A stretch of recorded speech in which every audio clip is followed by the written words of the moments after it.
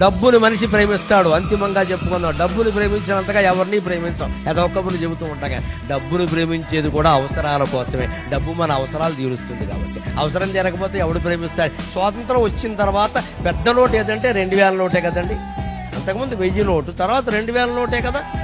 మరి 2000 నోటు, అంత పెద్ద నోటు ఒక్కసారి అదేదో ఇంకా రద్దు చేయలేదు, వాడుకలో ఉండదు అని చిన్న ప్రకటన ఇచ్చారు. మొత్తం మారిపోయింది. 24 గంటల్లో ప్రపంచం 2000 రూపాయల నోటు చీపురు కట్ట అయిపోయింది.